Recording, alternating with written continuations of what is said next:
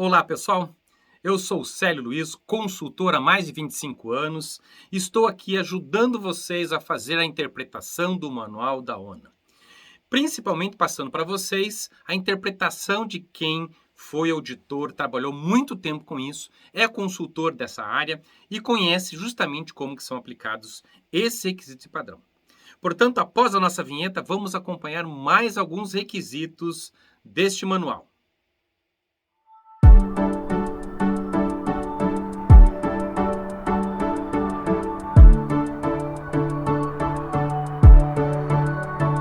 Vamos conhecer agora o requisito número 7.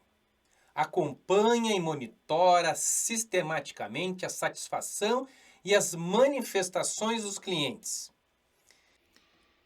Já de cara, vocês conseguem perceber que o manual ele quer justamente que a alta direção estabeleça controle sobre a manifestação. Quais são as manifestações desses clientes pacientes? Vamos dar uma olhadinha? O manual, pessoal, o que ele fala? O manual fala justamente da seguinte situação, se for pegar lá o nosso manual, ele vai dizendo o seguinte: a alta administração, liderança da organização acompanha os resultados da pesquisa de satisfação dos clientes, bem como as manifestações, tais como dúvidas, reclamações, sugestões, elogios, denúncia, entre outros, para definição da estratégia e de melhorias. Podem ser definidos fluxos e canais para queixas e reclamações de clientes, prazos e acompanhamento das respostas e resolução de queixas e reclamações de clientes. As pesquisas de satisfação definidas pela organização podem gerar relatórios que servirão de base para os indicadores e para as tomadas de decisão da liderança.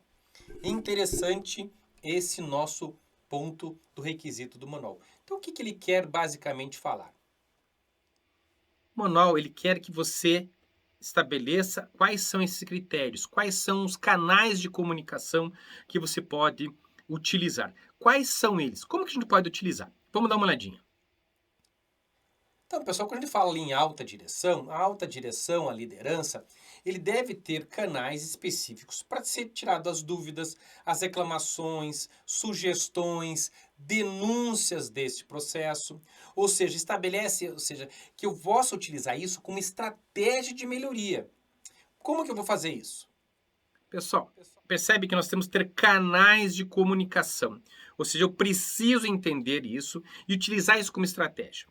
E aqui, quando eu estou falando, são os canais de comunicação, ou seja, quais são as formas que eu vou me comunicar, quer eu seja um paciente, um cliente, as partes interessadas, ou seja, quais são os canais. Isso tem que estar público, isso tem que estar de fácil acesso para os usuários desse hospital, ou seja, eu preciso entender, isso tem que estar fácil, não pode estar difícil, tem que estar de fácil acesso. Você pode colocar um e-mail, uma pesquisa de satisfação, um formulário, mas você tem que deixar disponível esse tipo de informação ou de formulário de acesso dentro da sua organização. Bom, o que é importante você analisar? Não basta ter esse canal, você precisa trabalhar esse canal e utilizar ele como estratégia. Vamos dar uma olhadinha. Ele fala de estratégia, fala de estratégias e melhorias, ou seja, a adesão e a efetividade desse processo, ou seja, como que eu vou utilizar isso? Isso está sendo fácil de utilizar, está sendo efetivo dentro do meu processo de pesquisa, de satisfação, de canal de comunicação, ou seja, eu preciso entender essas manifestações desta maneira. Quais são as ações? Como é que eu vou fazer isso? Como é que eu vou materializar isso? Eu vou materializar de duas maneiras, através de fluxos, determinando prazos, determinando indicadores. É assim que eu trabalho essas orientações desse requisito padrão. Ou seja, não basta eu ter um canal definido para denúncia, para reclamação, se eu não estabelecer quais são os prazos de retorno. Mas, Célio, espera um pouquinho, às vezes na prática eu não consigo responder no prazo que eu coloquei ali para o meu cliente paciente. Bom, então você vai responder para esse paciente, olha, preciso de mais prazo, há necessidade de mais prazo, de alongamento desse prazo, manter esse cliente paciente ou a parte interessada informada sobre o seu prazo. Então, basicamente, é isso que este requisito estabelece como ponto de partida para vocês entenderem. Então, estabeleça. Como é que eu vou traduzir isso, pessoal? basicamente no teu procedimento operacional padrão, no teu fluxo de processo. Você, inclusive, pode estabelecer que as reclamações críticas, separar das críticas das não críticas, ou seja, aquela que é crítica, que é muito rápida, que você tem que responder de maneira rápida, que você tem que tomar muito cuidado com ela, exige urgência, você vai ter um fluxo de trabalho. Aquela que não é não crítica ou que não é procedente, você vai tratar com menos rapidez, com mais calma, e assim você vai conseguir implementar a sua pesquisação, ou seja, a sua manifestação do cliente. Vamos para o nosso próximo requisito? O requisito número 8. O que fala esse nosso requisito? Estabelece política documentada de gestão da qualidade. Vamos dar uma lidinha o que o manual fala? A política que estabelece um compromisso, prestem bem atenção, compromisso por escrito, no qual a organização firma seu comprometimento à qualidade e segurança, visando a melhoria contínua dos seus processos. Esta política deve estabelecer minimamente auditoria interna, ferramentas da qualidade, gestão de documentos, gestão de indicadores, gestão de protocolos, plano de gestão de riscos assistenciais e riscos institucionais e mapeamento do processo. Bom, o que é a política documentada?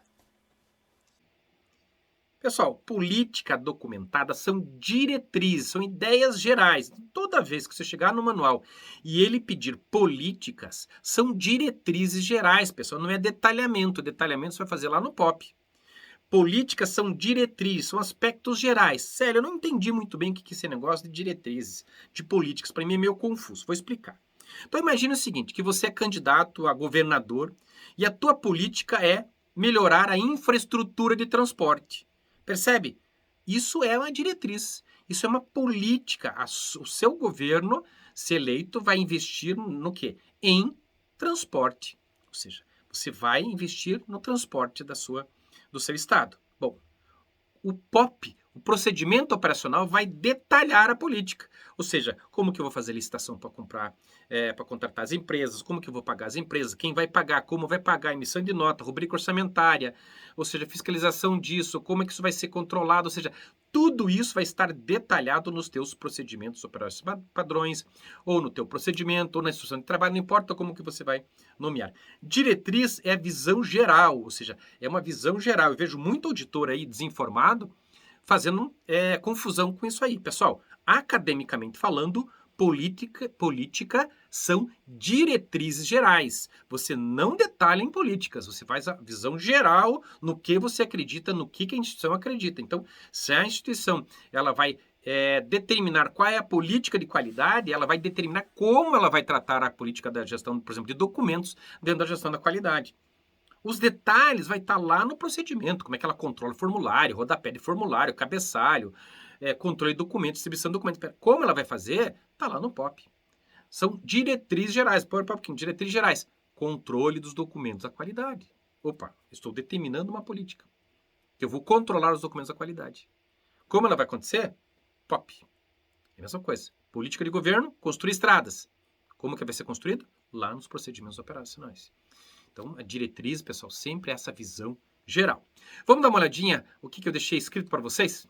Políticas são compromissos, né? São diversos compromissos. E no manual ele fala o quê? Em auditoria interna. Ou seja, você tem que ter essas auditorias internas. O que o auditor vai cobrar de você nas auditorias internas? Cronograma, evidência das auditorias internas. O que mais que ele vai cobrar? Basta só cronograma e evidência das auditorias internas? Não. Você vai ter que ter um plano de ação para dar atendimento às observações, às não conformidades adotadas e encontradas na auditoria interna. Percebe? Então, pera um pouquinho. Então, quais são as políticas de auditoria interna? Vai ter esse tipo de política. Você vai detalhar lá no teu procedimento operacional padrão como que isso vai estar desdobrado essa política. O que mais?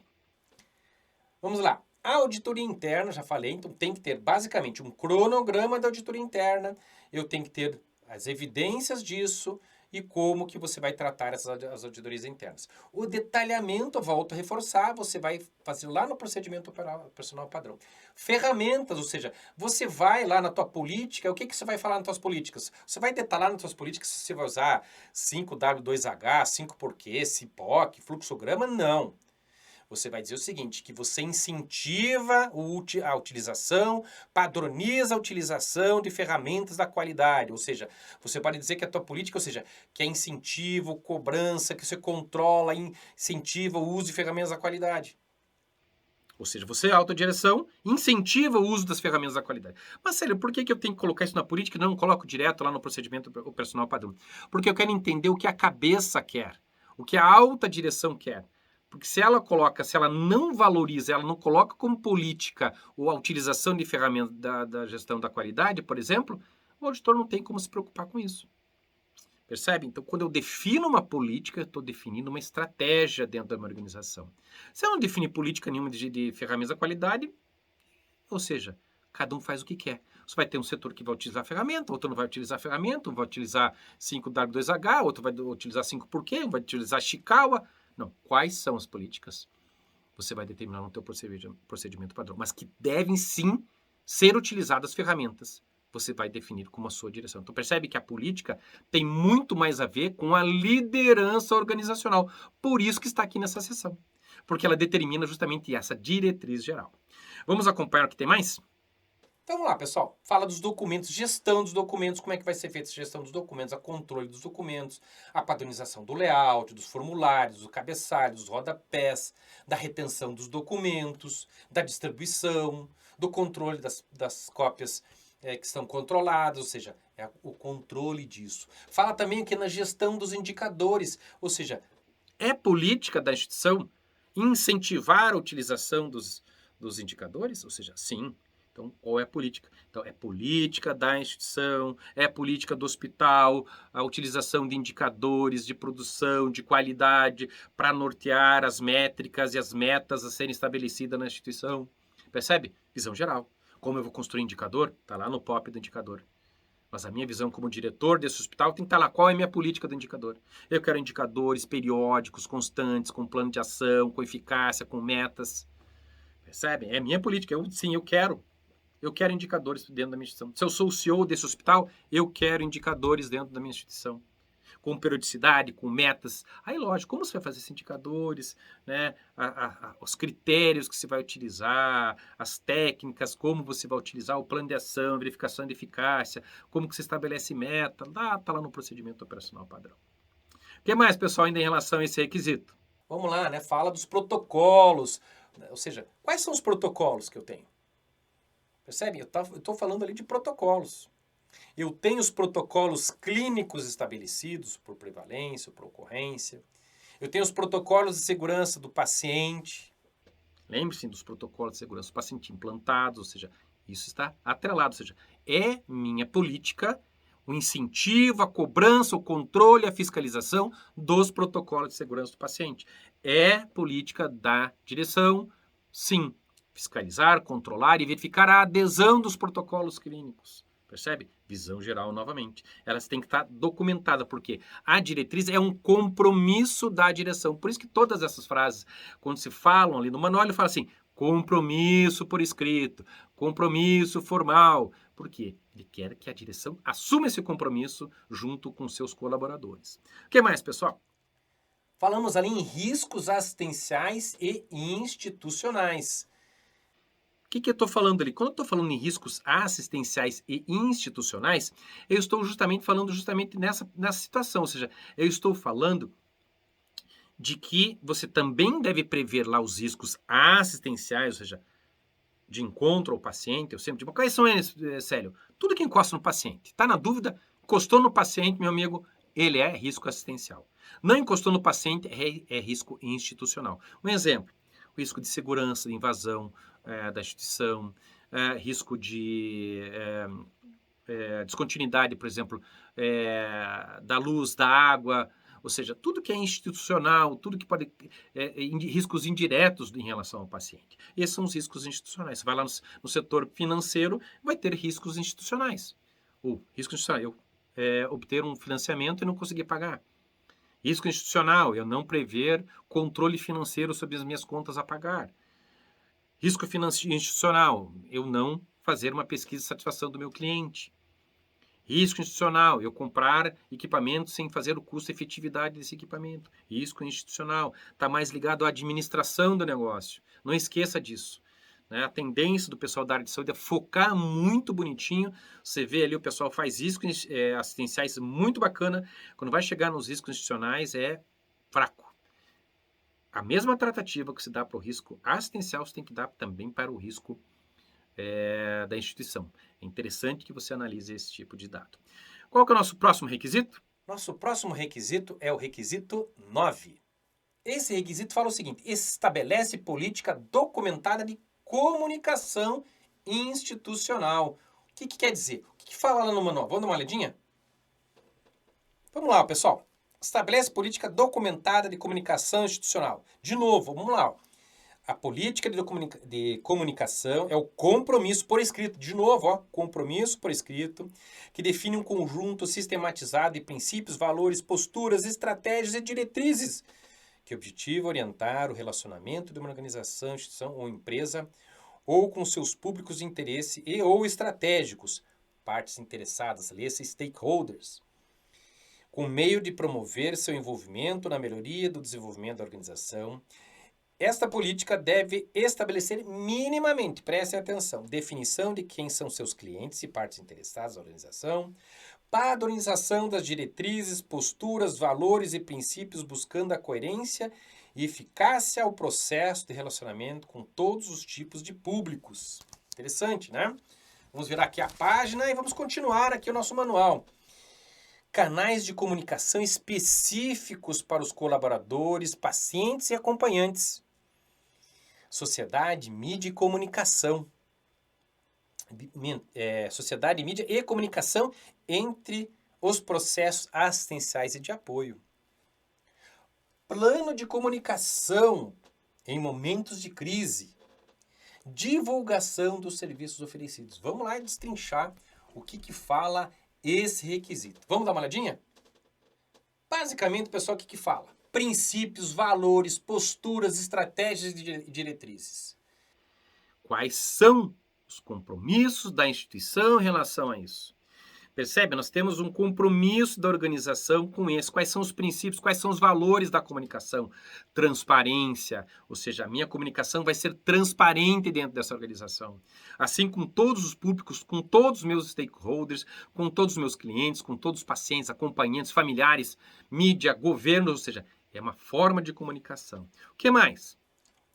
Públicos de interesse, né? Quem são os meus públicos? Quais são as partes interessadas? Aí eu vou padronizar as diretrizes, as posturas, os valores, os princípios. Eu vou estabelecer esses critérios, quais são as formas.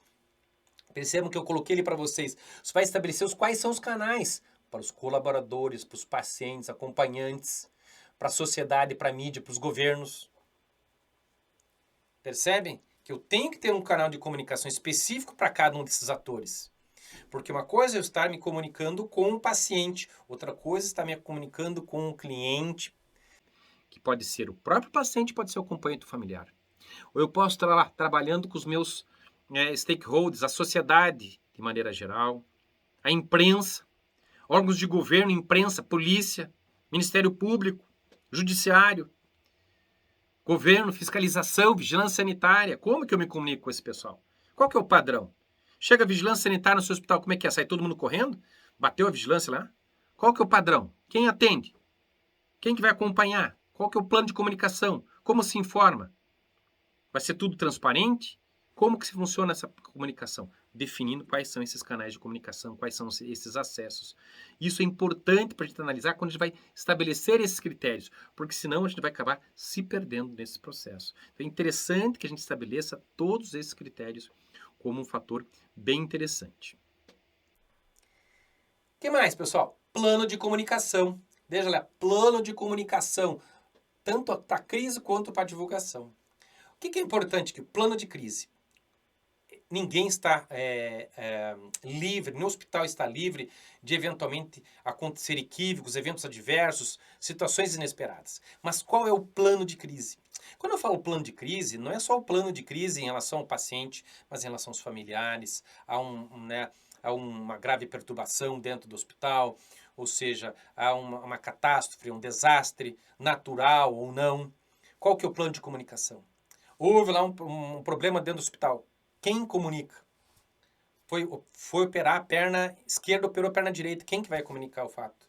Qual que é o roteiro? Quem que comunica primeiro? É o médico? Sem falar com o jurídico? É o diretor? É o diretor clínico? Quem passa a informação? Como se passa a informação? Quais são os dados que devem ser passados? Porque dependendo do tipo de informação, você acaba se comprometendo, acaba criando provas contra você mesmo. Então, precise aqui, pessoal, eu não estou dizendo para esconder nada. É simplesmente você organizar as informações no plano de crise. E também estabelecer o plano de comunicação. Como que é o plano de comunicação da instituição? Ah, eu tenho agora Facebook. Ah, agora eu tenho Instagram. Aí você cria uma página bonitinha, alguém faz uma reclamação, tem lá 5.000 curtidas e você não se manifestou. Ah, eu tenho uma página na internet. Quem que cuida dessa página na internet? Porque é muito bonitinho você ter uma página, ter uma mídia social e não monitorar. Quer colocar mídia social, vai ter que monitorar, vai ter que dar, né, satisfação para esse cliente. Isso o auditor vai cobrar. Qual que é o teu plano de comunicação? Se tiver uma reclamação aqui, em quanto tempo você responde? Percebem? Então, isso está dentro desse plano de comunicação. Célio, eu preciso fazer um plano separado, plano de crise, plano de comunicação? Não, pode fazer um documento só. E aqui é importante vocês analisarem, pessoal, pelo seguinte. Um requisito, ele pode estar em vários procedimentos padrões. Tá? Assim como um procedimento padrão pode englobar mais de um requisito. Interessante? Vamos para o nosso próximo requisito? Requisito número 10. Estabelece política documentada de gestão da informação da organização. Que interessante. O que ele quer dizer no manual? Vamos dar uma lidinha? Quando eu falo nisso, ele vai dizendo assim, né, pessoal? Ele fala, ó, política de gestão da informação é o compromisso, de novo, lá por escrito, que define um conjunto sistematizado de atividades para proporcionar segurança das informações institucionais. Essa política deve estabelecer minimamente o quê? Gestão das informações da organização. Tipos de informações geradas, coletadas e utilizadas para alimentar os processos internos e externos de toda a organização. Perceba? Internos e externos. Olha o detalhe. Método de obtenção, análise e tratativa dessas informações. Gestão de segurança das informações quanto ao seu armazenamento seguro, realização de backup e recuperação de dados. O que esse requisito quer falar sobre hoje? Vamos dar uma olhadinha? Pessoal, fala basicamente nesses tópicos. A segurança da informação e o armazenamento da informação. Quando fala em segurança da informação, é a gestão da informação, ou seja, os tipos, os métodos, a análise e a tratativa desses dados. Basicamente, o que ele quer falar? Como são geradas as informações e tratadas as informações dentro do seu hospital. Isso vai desde a circulação das informações dos dados dos pacientes em respeito à LGPD atual, né? Ou seja, como que você coleta esses dados, como que você armazena, como você distribui, como que você controla o acesso dessas informações. E aqui eu estou falando não só do SAMI, pessoal, mas do teu sistema de informação, ou seja, do teu software de gerenciamento. Como que você trata essas informações? Como que você libera essas informações? Ah, Célio, eu tenho um laboratório de análise clínica que libera resultado pela internet. Como é que é o controle de acesso? Como é que é o controle para você garantir que só esse paciente tem acesso? Quais são as medidas de contenção caso aconteça algum vazamento? Percebe? A gestão da informação, ela vai desde a geração do dado, passando pelo arquivamento e passando por outras fases nesse portão. Você tem que entender qual é a política de tratamento disso, ou seja, então, você vai dar uma visão geral de como você vai tratar essa política dentro. Então, como é que eu traduzo isso? Num documento. Investir em segurança da informação, a instituição respeita a LGPD, implanta os seus requisitos, protegendo os dados do paciente, o acesso, o controle à informação dos pacientes. É política do hospital, por exemplo, manter controle e confidencialidade dos dados, mantendo o sigilo adequado, o acesso às informações. Isso é política. Como isso é feito, pessoal? Lá no procedimento da TI, lá no procedimento do software, lá no procedimento do SAMI, que você vai nortear como é que eu chego lá, como é que eu... Bom, se a política da instituição é controle sobre a informação, e eu sou médico e vou chegar lá e peço um prontuário, opa, essa política tem que estar desdobrada num procedimento operacional padrão que me controla que eu, Célio, estou pegando esse documento e lá no SAMI está dizendo assim que eu posso retirar esse documento. Há uma permissão para esse documento, há uma política, há um procedimento dizendo, o doutor Célio pode pegar esse prontuário para analisar, mas ele tem um prazo de X horas para devolver, ou de X dias para devolver, ele vai assinar um recibo, ele vai assumir a responsabilidade sobre esse prontuário. O SAMI vai ter controle sobre essa saída, quando que saiu, quando voltou, se não voltou, percebe? Isso que está lá no procedimento padrão. A política da direção é outra, né? Reforçando isso. O que mais? E o armazenamento de informação, quando fala backup e integridade. Quando estou falando em backup e integridade, pessoal, olha lá. Armazenamento de informação, backup e integridade. Eu, como auditor, eu gosto muito de analisar. Eu faço backup.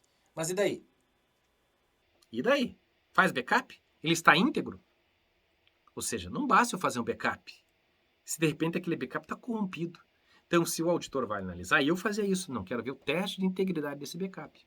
Quero saber que ele está funcionando, mostra para mim que ele está íntegro. Não adianta eu fazer um backup no HD e ele está corrompido. Adianta, eu tenho uma rotina estabelecida, o procedimento operacional padrão está dizendo, diariamente eu faço backup no HD, pode ser HD externo, pode ser alguma coisa nesse sentido, ou paralelo, pode ser na nuvem, não importa. Bom, e integridade? Está íntegro?